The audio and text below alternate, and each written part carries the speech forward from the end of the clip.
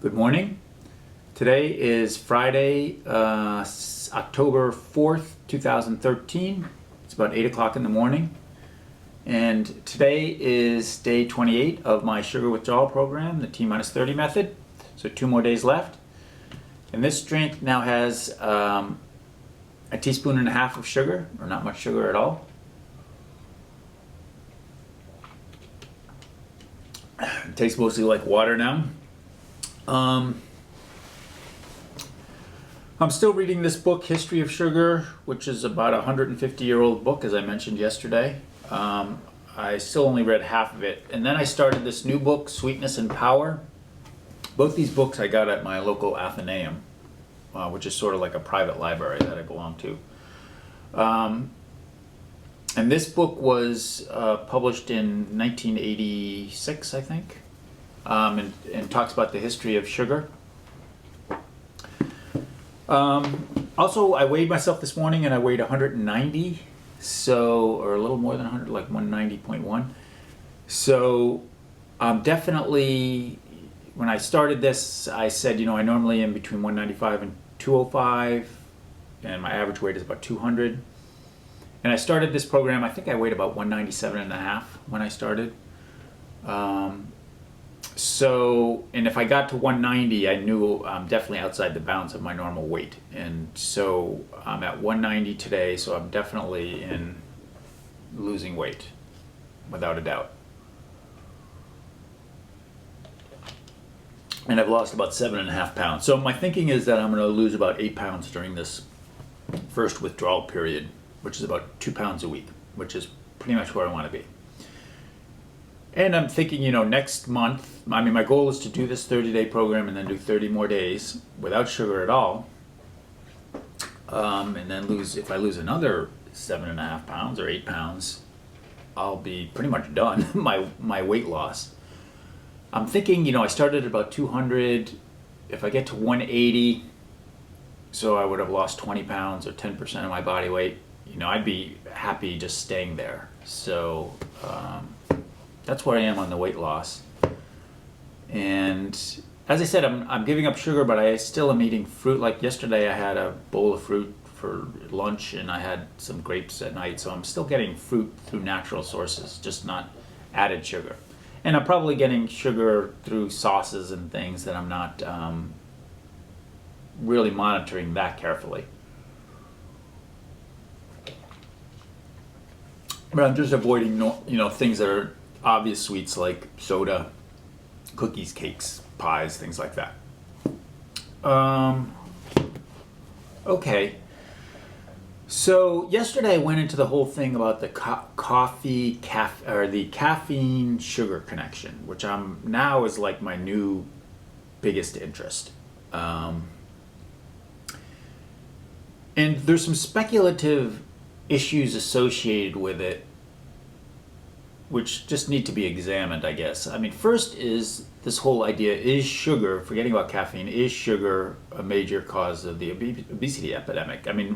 There's been some recent studies by Lustig and others that is the case, and but it hasn't been proven yet. So first let's start with that. Is sugar really that important? It's speculative.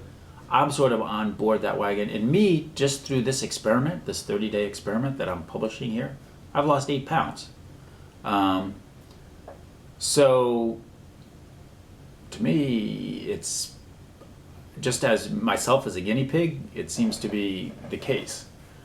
So that's the first thing. Is sugar associated with caffeine, then with weight loss? And then the thing that I brought up yesterday that I haven't heard before, but anything you can think of has probably been talked about, but it hasn't been, no one's talked about it, or it hasn't been published widely, is the caffeine and sugar connection. Is that really the dangerous combination? Is that where we should be focusing? In other words, has the rise of caffeine in the last 4 years sort of pulled along the rise of sugar?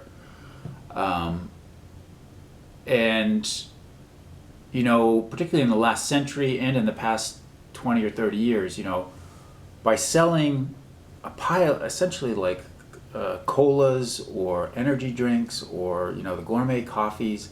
Essentially, you could say we're selling a pile of sugar laced with an addictive drug, caffeine, which causes two things. First of all, you become addicted to the addictive drug, the caffeine, for younger people. And second, even probably more important for the obesity and diabetes epidemic, is you're essentially associating sugar is becoming an addictive substance, because you're having the sugar, you're lacing it with a highly addictive subject, caffeine, and so the sugar then becomes, your mind associates that with the good feelings, and so you become addicted to sugar.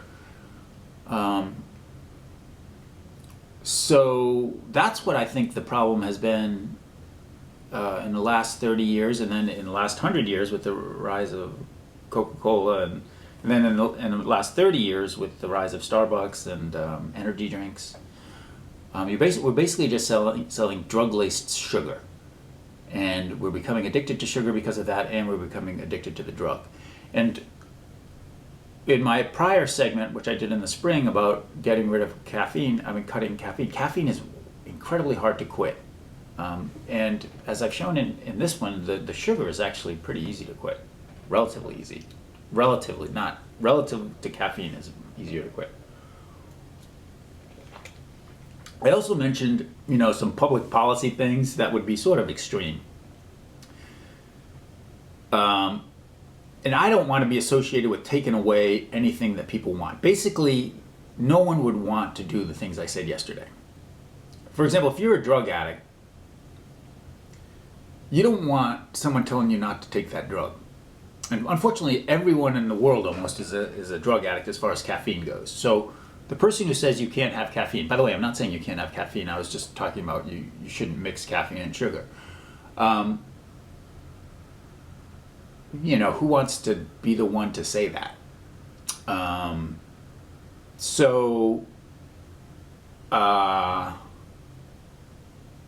I personally had an experience where I was going out with someone, and she was the sweetest person, but if she didn't get her caffeine in the morning, she would rip my head off. So, I don't want to be associated with that. I have a sort of a libertarian streak in me. So I think mostly education is the most important thing. So I think we should examine it and just say, is there a link between caffeine and sugar? And if there is, maybe you don't have to do anything on the public policy front. But if people believe that, and it turns out to be true, just watch these videos, these T-30 videos, and get yourself off it. That's what I'm doing. And I don't need any public policy. I don't need them to change anything. I'll just make the decision myself, and I'll get off it. So that's the alternate approach, just education. And so let me just see how much time. I was going to read an excerpt from this book, but if it's too much time, I'm not going to do it. Yeah, I'm not going to do it. I'll do it tomorrow. All right, so today's day 28. And thanks for watching. And everything is going well. And I will talk to you tomorrow. Thanks.